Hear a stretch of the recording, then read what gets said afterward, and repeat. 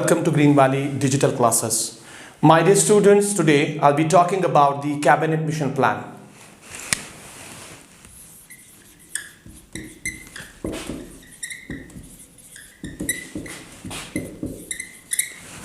Remember that last time I told you a little bit about the definitions and meaning of the Constitution, and the same time I told you about the framing of the Indian Constitution as well.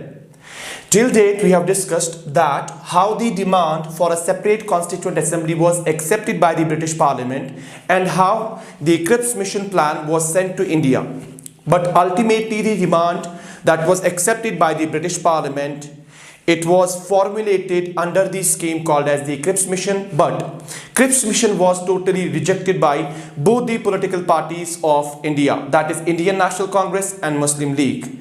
That's why it was very important for the Parliament of Britain to send more commissions or one more plan to India, so that the demand that has been accepted now can be formulated under such scheme. That's why after the failure of the Cripps Mission, Cabinet Mission Plan was sent to India so that a proper plan will be given to the people of India, and then on that plan, on that formulation, they will frame their Constituent Assembly and they will accordingly try to frame the Constitution of India.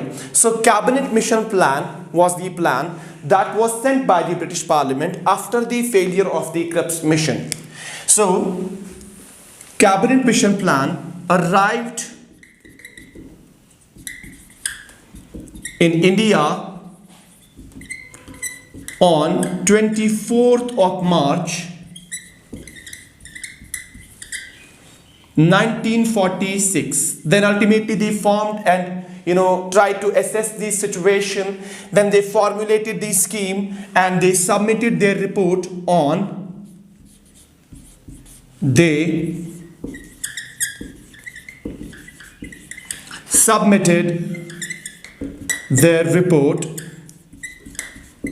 on 16th May 1946. So it was the plan that was formulated by Cabinet Mission Plan, on which the Constituent Assembly of India was framed, and it was the Constituent Assembly of India that was responsible for framing the Constitution of Free India. So you can say that the plan that was given by Cabinet Mission was accepted, it was ratified, and it was implemented in the country. Then ultimately the Constituent Assembly was elected, and then the Constituent Assembly framed the Indian Constitution starting from 1946 till 1949. Let's talk about the scheme that was formulated by the Cabinet Mission Plan. First, this was a 3-member commission, okay, and the members that were a part and parcel of this mission were A.V. Alexander, second, Lord Pethick Lawrence, and the third one was Sir Stafford Cripps. Sir Stafford Cripps. Remember that Sir Stafford Cripps was the presiding officer and only member of the Cripps Mission as well. But ultimately, when the plan was formulated, when it was accepted by the Parliament of Britain that we need to formulate a new scheme for India so that the people of India can frame their Constituent Assembly, and this Constituent Assembly will frame the Constitution of India, then he was made a part of the Cabinet Mission Plan as well. Let me tell you one more thing about the Cabinet Mission Plan. It is this, that after the arrival, that is on 24th of March 1946, it was the duty of the Cabinet Mission Plan and the members of Cabinet Mission Plan to formally reject the Cripps Mission.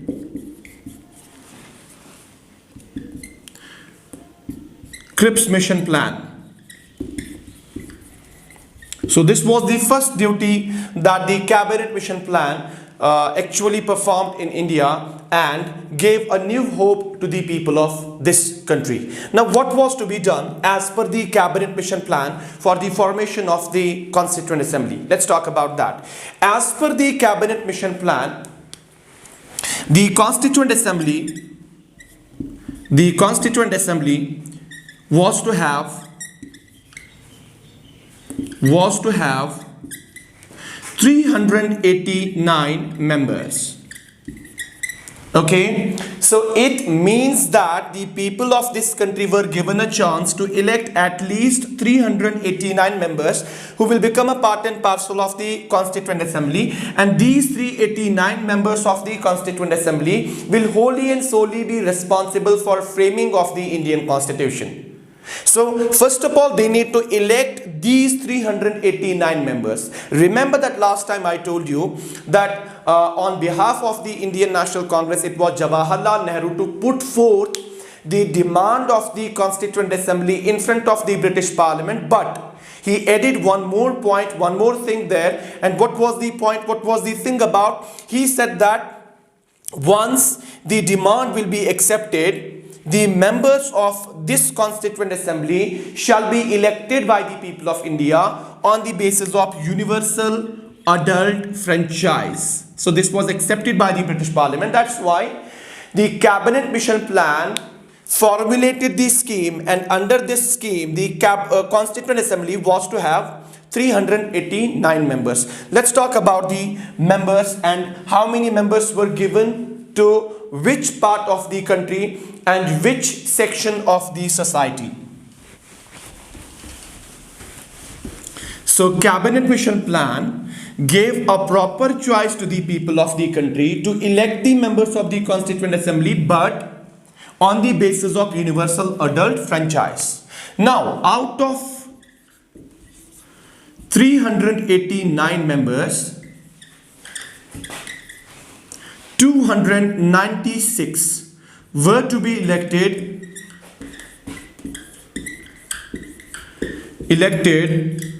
from British Indian presidencies.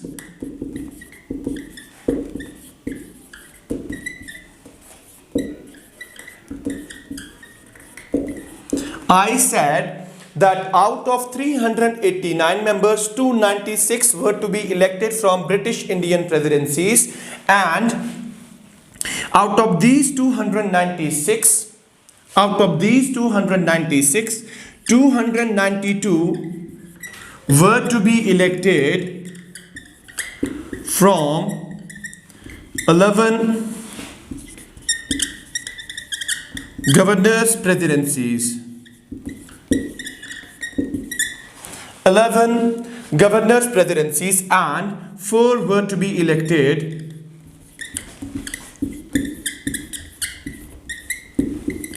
from 4 chief commissioners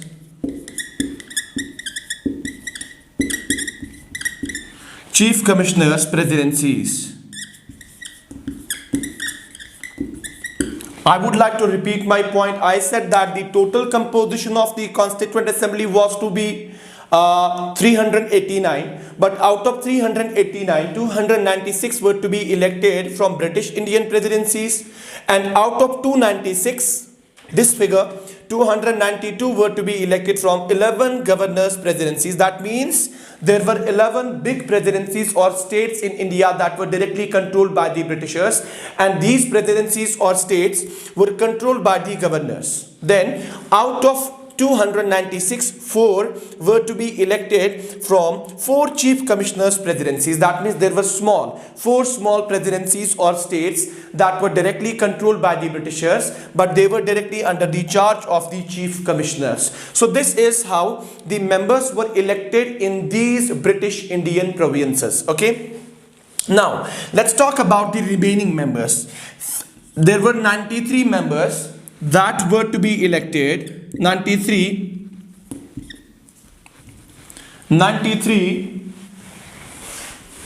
members were to be elected from princely states. Before I proceed further and tell you more about the scheme formulated by the Cabinet Mission Plan, it is very important to talk to you about the princely states. I am saying that India was under the occupation and under the control of the Britishers. So how is it possible that the princes, the queens, the nawabs, the maharajas, the rajas, they were holding a strong position in these 93 states? How is that possible? You know, you might have heard about something like subsidiary alliance in class 8, history, chapter number 5, the revolt of 1857. Spy Mutiny, the first war of independence. You have, read about this subsidiary alliance in class 8. I am going to repeat the same point here to make you understand how these 93 members were to be elected from the princely states and how it was possible to have the princely states. See, when the Britishers came to India, the East India Company came to India, their main aim was to trade in commerce with the people of India. Besides, they wanted to expand their trade area. But soon after some time, they realized if we have to control the trade areas of India or in Asia, it is very important to interfere in the political arena of this country as well. So they started their preparations, and soon after some time, they controlled a large chunk of our country. Then the revolt of 1857 happened, it came into being. Then, till that time, it was the East India Company that used to rule over the subjects of our country. But ultimately, after the revolt, it was decided by the government of Britain, it was decided by the Queen Elizabeth, the then Queen of England, that India be directly put under the control of the Queen. And now my officers will be there to rule over the subjects, but on the conditions or on the orders of the Queen of England. That time there were a number of princely states. It was not possible for the British government to control them directly, because if they had done that, a lot of blood would have been shed. So that's why, to stop such a kind of thing, they started a policy. They devised a policy which is called as the policy of subsidiary alliance. Now, let me tell you about the subsidiary alliance to make the point clear. Then you will come to know about how it was possible to have the princely states even under the British rule in our country. See, subsidiary alliance.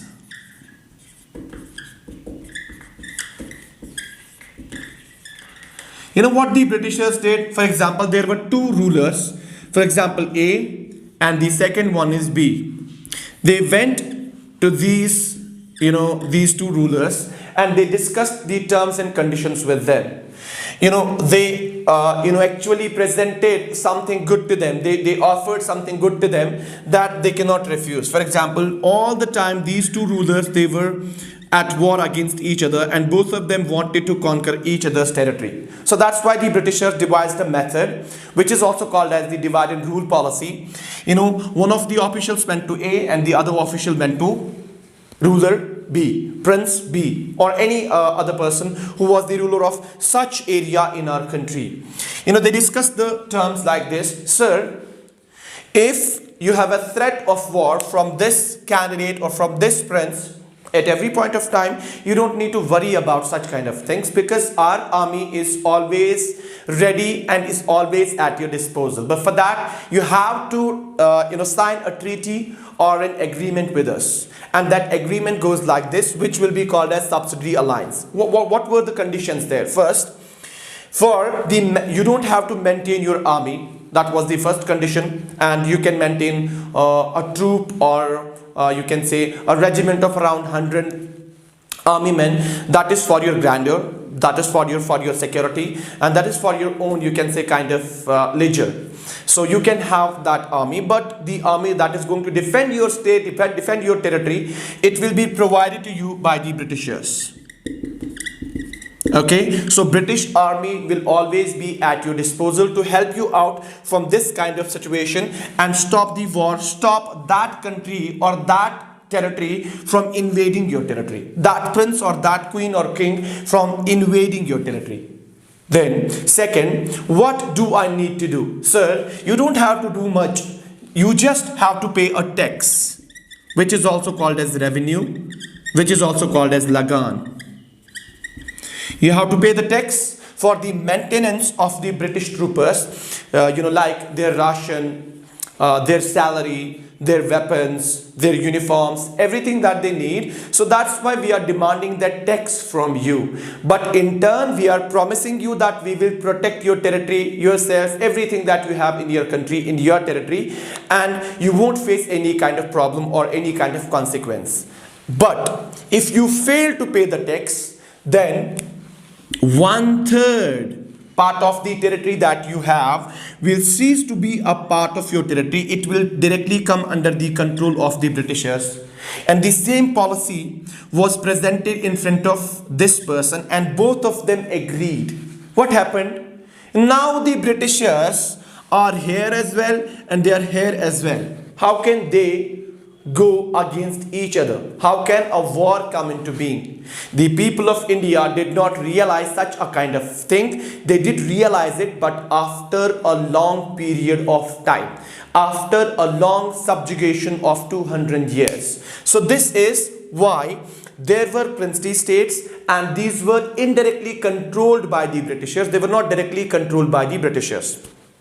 So that's why I said that the total composition of this Constituent Assembly was to be 389, and out of 389, 296 were to be elected from British provinces like small and big, and then I said that 93 were to be elected from the princely states. So I said that the composition of the Constituent Assembly was 389, and out of which 296 were to be elected from the British Indian presidencies. Now let's talk about the 11 presidencies, 11 governors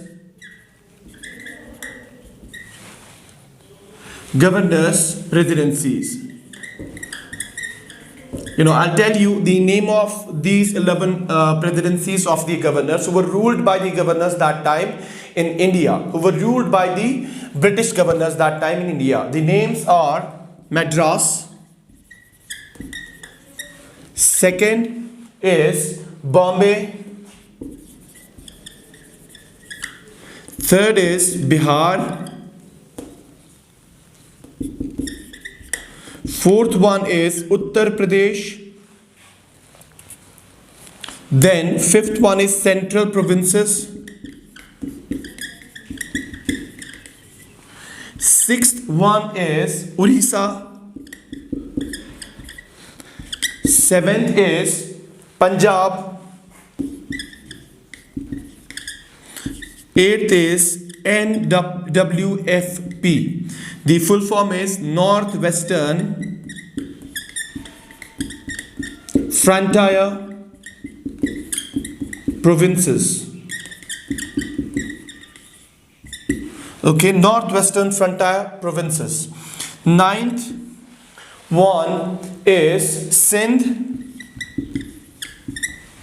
10th is Bengal. And the last one is Assam.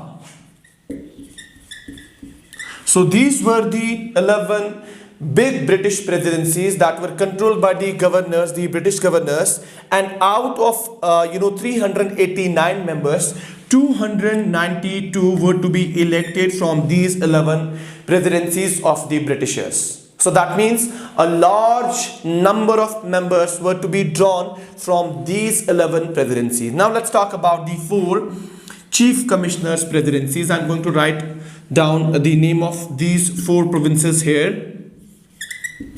Chief Commissioners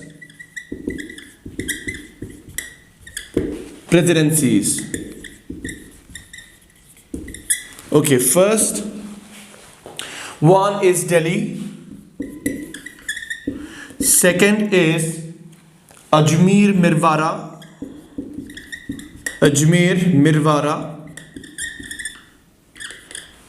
The third one is Coorg, and the fourth one is British Balochistan.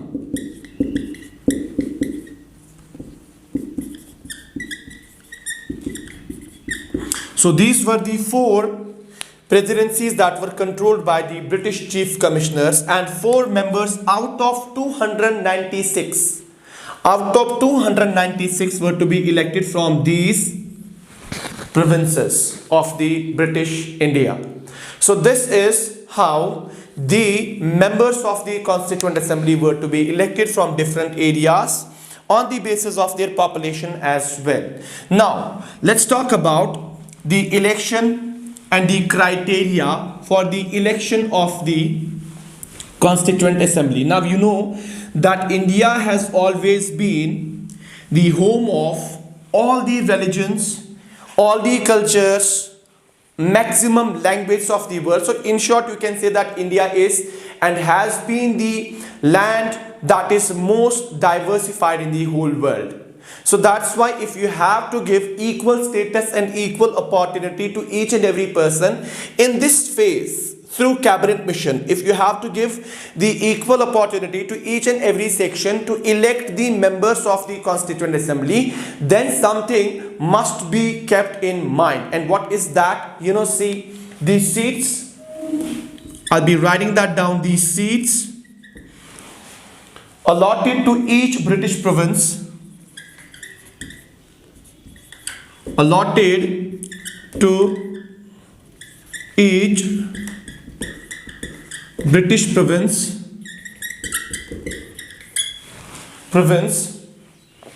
were to be divided among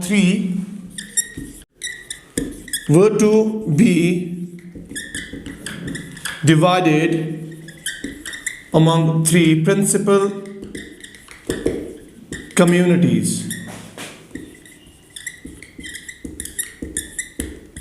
And what were these communities? First, that means in all the areas, I'm talking about the 11 plus 4 British Indian provinces, the population was to be divided into 3 principal communities, and the major sections of the population were: first, Muslims; second, Sikhs; and the third one is general.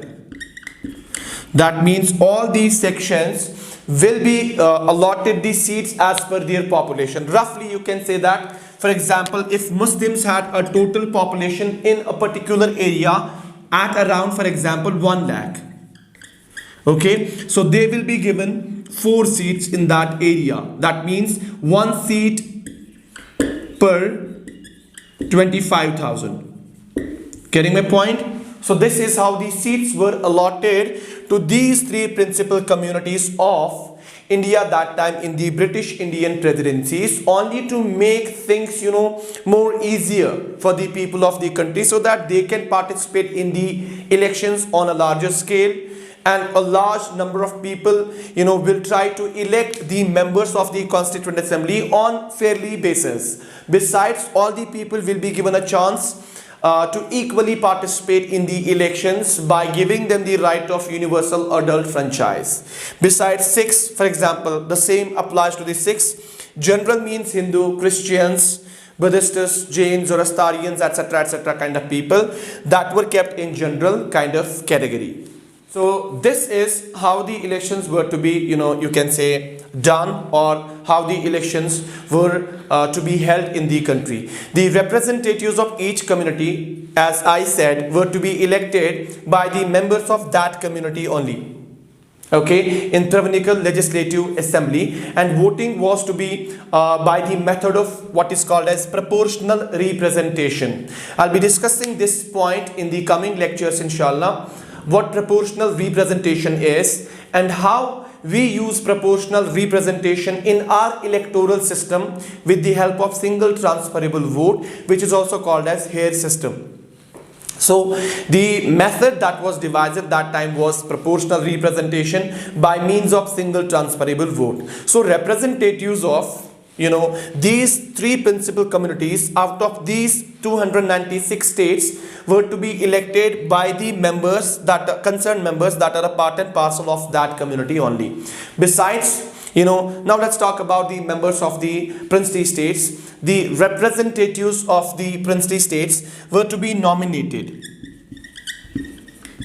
They were to be nominated by the heads of their states. That's princes, kings, queens, etc. So they'll be nominated by them. Thus, you can say that Constituent Assembly was to be a partly elected and a partly nominated body. Moreover, you can also say that the members were to be indirectly elected by the members of the provincial assemblies. Now you know that provincial assemblies are actually the state legislatures. So first of all, the members of the state legislatures will be elected by the people for a term of 5 years. Then these members, when the cabinet mission plan was applied, these members were already there. The members of provincial legislatures, the members of state legislative assemblies, they were already there. So they were also given a chance to participate in the electoral system. So these members who were elected by the people of the country in the first instance, they also had the chance to elect the members of the Constituent Assembly on a limited scale, which is called as limited franchise. Now what is limited franchise? I'll be explaining this point. Limited franchise means, giving the right to vote to people on a limited scale. For example, let's go back to class 9 chapter 1 history, French Revolution, in which you have already read about the French Revolution and how the constitution of France that time after 1789 was framed. All the people were not given the right to vote. Only those people who were 25 years of age, those people who were like you can say 25 years of old age, besides they were men, besides they had a lot of property, besides they were in a position to pay the tax towards the government. Same is the case with Government of India. That time people were elected in the Constituent Assembly on the basis of what is called as limited franchise. And how it actually worked, I gave the example of France. Let's talk about the system of limited franchise in India. Government of India, that is the British government, they had implemented a law in India which is also called as Government of India Act 1935. So as per this, the limited franchise was given to the people of the country. What was the limited franchise? What were the bases of the limited franchise? First, tax. That means a person must be paying tax. Second, property. He must possess property and he must be educated. So these were the three bases for the limited franchise. That means all the people were not given the right to vote in the provincial elections. That means only those people will participate in the elections of the legislative assemblies who have these things. So then these members who were elected by the people of the country, they have the chance to elect the members of the Constituent Assembly.